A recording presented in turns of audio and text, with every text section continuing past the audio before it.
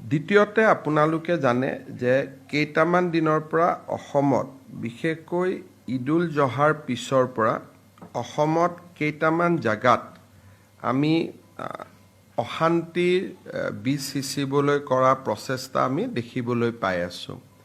প্ৰথমতে ধুবুৰীৰ পিছত লক্ষীপুৰত, লক্ষীপুৰৰ পিছত লখিমপুৰত আৰু লখিমপুৰৰ পিছত গোৱালপাৰা আৰু এতিয়া হোজাই।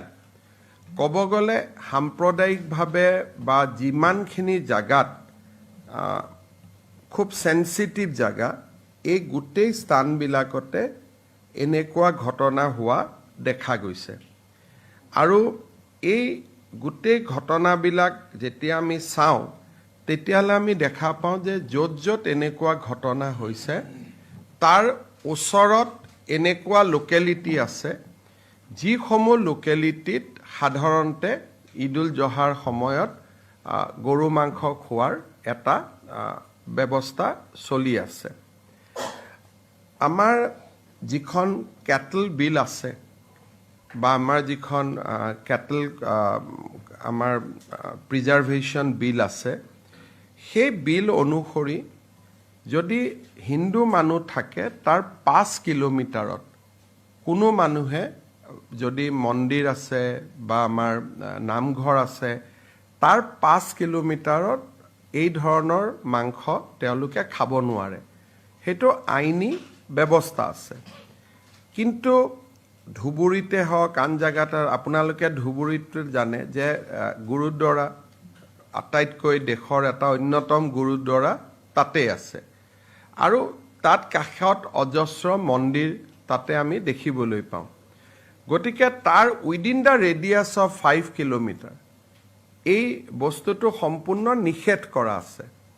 কিন্তু এইবাৰ ঈদৰ সময়ত বা আগে পিছে এই যিটো প্ৰভিজন, এই প্ৰভিজনটো আমাৰ জিলা প্ৰশাসনসমূহে যি ধৰণে বলবৎ কৰিব লাগিছিল সেই ধৰণে বলবৎ জিলা প্ৰশাসনে কৰা নাছিল।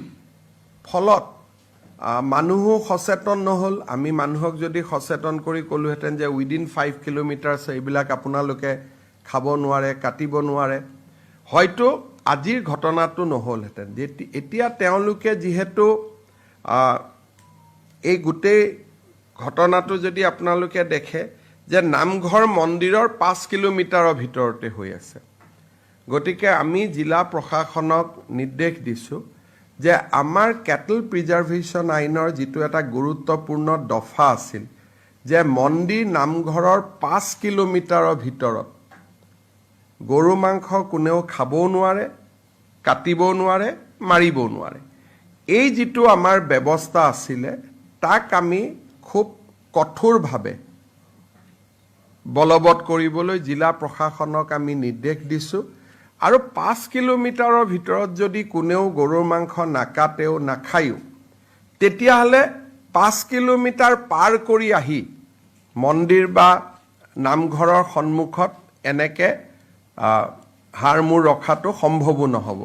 সেইকাৰণে আমাৰ যিটো দফা বিভিন্ন কাৰণত আমি খুব শক্তিশালীভাৱে ৰূপায়ণ কৰা নাছিলোঁ, এতিয়া আমি সেই দফাটো শক্তিশালীভাৱে ৰূপায়ণ কৰাৰ বাবে আমি সিদ্ধান্ত লৈছোঁ। আৰু মই ভাবোঁ যে এটা গোটেই ব্যৱস্থাটোৰ পাৰ্মানেণ্ট চলিউশ্যন হ'ব পাৰে যে উইদিন 5 কিলোমিটাৰ। উইদিন 5 কিলোমিটাৰ মানে ধুবুৰী টাউনত কোনেও খাবও নোৱাৰে, কোনেও কাটিবও নোৱাৰে।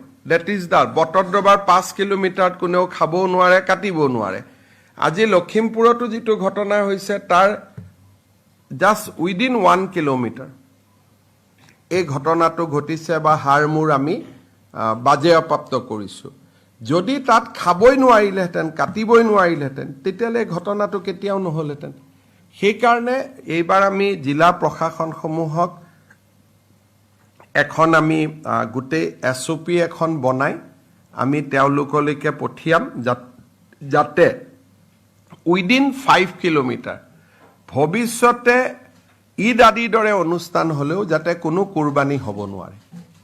5 kilometre from A temple, 5 kilometre from A namghar, 5 kilometre from any religious institution.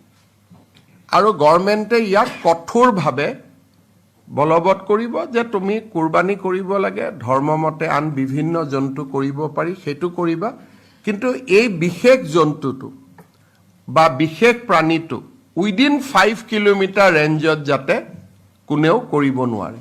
আৰু যদি সেইটো আমি সকলো মানুহে যদি তাক মনৰ পৰা পালন কৰোঁ, হিন্দু মুছলমান সকলোৱে, তেতিয়াহ'লে মই ভাবোঁ যে এনেকুৱা ঘটনা ঘটিব নোৱাৰে।